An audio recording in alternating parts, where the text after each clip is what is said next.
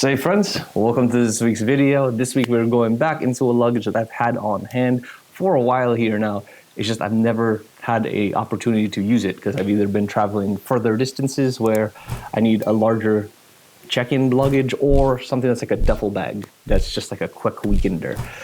This time around I'm going to a graduation for Shamika's sister, so I got to go to Florida. I got to have a few different outfits, and I wanted to finally bring out the Level 8 Aluminum 20-inch. This guy is something that I've really wanted for a while now, ever since I tried the first Level 8 bag. The other one that you've probably seen is the check-in bag, which is the yellow bag.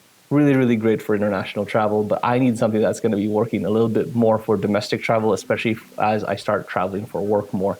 So an aluminum case is something I've always been looking for, but this one particularly caught my eye because I know how good Level 8 is in terms of quality and value.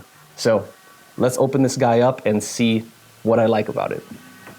The Gibraltar is made of aerospace-grade aluminum magnesium alloy and weighs in around 10 pounds empty.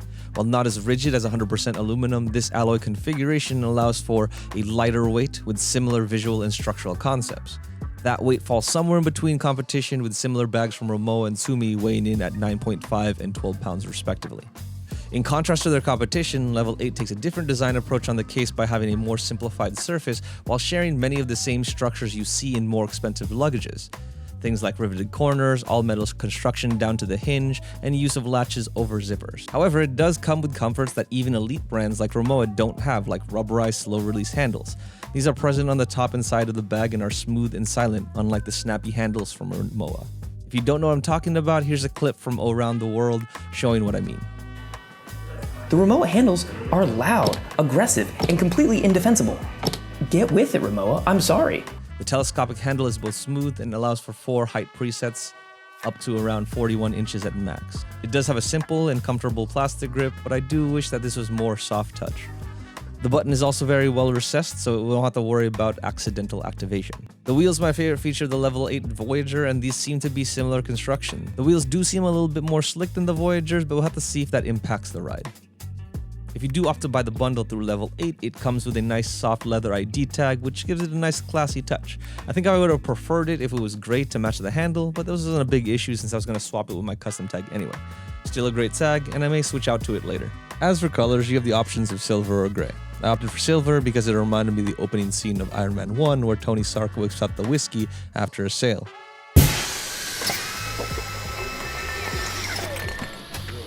I'll be throwing one of these in with every purchase of 500 million or more. It's a piece. I just like the clean industrial look, and I think it would hold up against damage a little bit better than the gray might. As mentioned before, this case rocks a zipperless latch design that not only looks awesome, but makes your case more resistant to tampering than zippered bags. Just stab the zipper with a ballpoint pen is pretty scary stuff. I mean, it takes nothing to get into that. So again, you know, the pen is mightier than the sword in this case. And obviously with these clamps, when you open it, it has that nice chunk sound of, it just sounds so nice. It's like opening a car door. Just sounds very luxury. Moving to the inside of the bag, it holds 36 liters and uses a hook and latch divider as its compression system. The hooks have to be factored in for they protrude a bit, but they don't do anything majorly obtrusive. The latches have a nice stretchy arm to help squeeze in more clothes. And while they do a good job of compression, if you're an overpacker, you're not going to be able to cinch these down as hard as something like the Tumi system. However, I haven't had any issues getting a workspace of clothes in here, so the compression seems to be doing pretty well. One of the dividers is a zippered pocket, which is good for smaller gadgets, papers, notepads, or other flat items that you don't want jingling around with the rest of your luggage. If you're carrying around something wider or don't need the division, you can snap these dividers right off for unobstructed space. The case does have a nice feeling lining, which you can use to separate dirty clothes, but the zippers are missing tabs, so it kind of makes it hard to use it for that purpose. If you opted into the bundle, not only do you get the luggage tag, but you also get their packing cube set, which has 4 different sized cubes. They are unique due to their Velcro icon tags that help you remember what you stored in each of the cubes. All of the bags are the same except for one tech bag that has Velcro padded dividers if you want to use it for tech accessories. The 4 cubes fit perfectly into the dimensions of the case, although I generally wouldn't use all 4 at the same time unless I was doing a longer trip and putting my shoes in a duffel. So let's talk about how I would pack this for the long weekend that I'm going on. I'm going to use the big bag to store my main outfits, 2 blazers, 2 short sleeve button downs, and 2 pants. I'm actually going to store the medium-sized cube in the other half of the large cube, which will hold 2 shorts, swim trunks, 3 t-shirts, a tank top, and underwear and socks. As for the other half of the case, I'm going to be storing going out shoes, a pair of gym shoes, toiletry bag, and a tech bag to reduce the amount of stuff I'm putting in my backpack. This is definitely more bulky than what I'd normally traveling with for work, so this is a good test of what this can hold. While the compression gets things locked in, it still won't close with ease. But just like any overpacker knows, you just gotta put some weight on it and it'll fit. Due to the more rigid nature of the case being aluminum, you won't be able to overpack this like you would polycarbonate bags that are more flexible. But you can still definitely shove an extra few garments in there and make it work. So now we've talked about what you get, let's get into how it performs. The Gibraltar is a sexy, nimble guy that rolls pretty quiet. It fits down the aisle and maneuvers very well. The dimensions are perfect for overheads on any mid-sized or large plane. I found that my case fits wheels in, while a lot of other people's bags had to be turned sideways. When comparing to the Arlo Sky Carry-On Max I bought Sumica, the Level 8 is an inch shorter and shallower, giving it 9 less liters of storage. This does make the Arlo Sky heavier and bulkier for certain overhead compartments, however. In terms of aesthetics, they are very similar design hits with the latches and riveted corners, but the Arlo Sky has leather handles. While the leather is more comfortable to the touch, a proper swing-out handle will be more comfortable to hold and less likely to pinch your fingers. In terms of the wheels, you know I love the Level 8 wheels for their smoothness, durability, and quietness, and the Gibraltars follow this trend, albeit maybe a little bit noisier than what Arlo Sky has cooked up. Have a listen.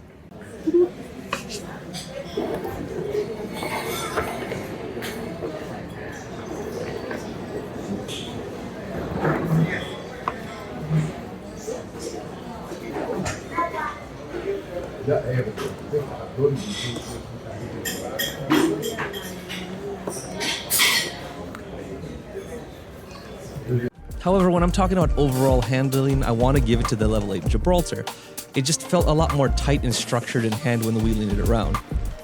While not as quiet as the Arlo Sky, it's still plenty hush-hush on the wheels, and in-hand feel felt a lot less loose. At $300 less than the Arlo Sky, Level 8 can hold its own and even excel in certain areas. So you're probably wondering, how does this hold up against, regular wear, taking it to the airport and all that? I took it on 3 trips and I wasn't very careful with it. I probably should have been a little bit more careful just to make sure that it was retained. But for me, I'm kind of a guy that thinks that creases are character. I don't really baby my Jordans, I wear them. So very similar with the aluminum case here. When you get aged aluminum, it kind of looks nice. So I didn't really care if something happened to it, but I know some of you guys might be a little bit more conscious about how it looks and you want to keep it more pristine and get a luggage that will keep that shine. So what I will say is that obviously it did take some damage. The big ones that you can see are on the 2 facades. So on the back, there's some light scratching. On the front, there's a little bit more scratching. And some of that was not even due to just regular wear and tear of just the airport. Some of it was because I stayed at Sumica's and I just left it on the ground and I kind of spun my luggage around and I think I laid it against the Glade plugin and it scratched from that. So there were some other things that probably don't happen on your everyday where you could avoid these scratches. The major other areas are the corners with the rivets and along the edges. There were just some scuffs there. Some of them you could actually lick away. So some of these things that you see there aren't actually persistent. But there were definitely some more significant scratches on the corners. Obviously the wheels took a little bit of damage, but it doesn't affect the ride. They just got a little bit dirty. And other things that were important to talk about were sort of just I think the front was the big thing. Is I first saw it and I was like, oh, that's pretty annoying. But it wasn't a major thing because again, I don't care about the scratches. I was just saying, as I was spinning it around, I didn't really notice anything, but then the front, I saw that there was that one kind of swirly scratch on the front. So if you guys are interested, I'm probably going to do a video that will go over on how to polish and buff those out because according to my research, that should be pretty easy because these are not very deep scratches. They're just very cosmetic. So if you don't want to baby your bag, but you also want to make it look pristine, that video will be good for you. I'll try to get it out by next week or something like that just because it's more simple. But overall, the bag held up really, really well. There's just some cosmetic things in terms of the damage that you see there. Now that we talked about the bag, obviously I'm going to recommend it. It's a great bag. It fit everything, and it's perfect for business travel. So 5 days where you have some light outfits and you're not doing a ton of drastically different costume changes, I think you'll be very good. However, as much as I can recommend it, there are a couple things that I want Level 8 to do. And I've been kind of pestering them even before I started this video. But the two things that I really want them to focus on are, one, the wheels. I still think the Voyageur wheels are very, very good. And they're quieter than everything I've ever heard. So like, I want them to use that same kind of like structure on these ones. I guess there's 3 actually. So the second one is also on the Voyageur. There's bumpers on the backside. And I think if you put the bumpers on the backside, there's a place to lay it down. And I get it. They're trying to make it look really sleek and all that. But putting the back bumpers on the back instead of just on the side really helps protect the outside of more surfaces, just so that they don't all get scratched up and things like that. And then lastly, the big thing that I've been pushing them very, very hard on, they said that maybe something will come out shortly, but the one that I want is that since this is a smaller luggage and I can't carry as much in it, I would love them to bring the wide handle of the Voyageur to the aluminum case, because then it makes it easier to put shoes in. There's a little bit more open space and you get like nice stability out of it. So it'll probably roll nicer as well. Basically, I want them to merge the Gibraltar and the Voyageur together in a small carry-on that's aluminum that would make it super dope. Because most of the improvements that I'm asking for are things that they already do on other luggages that they make. So if they could do that, that'd probably be the perfect carry-on. But in the meantime, this guy is a great aesthetic and functional option for you at $400. And if you look at the competition, those are running for like $675 or $1,000. So really get that sort of aesthetic and that durability and that sort of, you know, lived in luxury over time through something much cheaper. So if you're looking for that, definitely check out the Gibraltar from Level 8. Can't recommend it enough. But again, thank you guys so much for checking out this review. I know it's not tech, but you know, we switch it up every now and then. If you could, please like, love,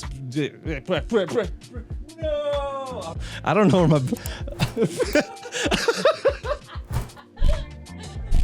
I don't know where my brain is going on this video. I don't know where my brain went. I totally forgot my outro, but thank you guys for sticking around.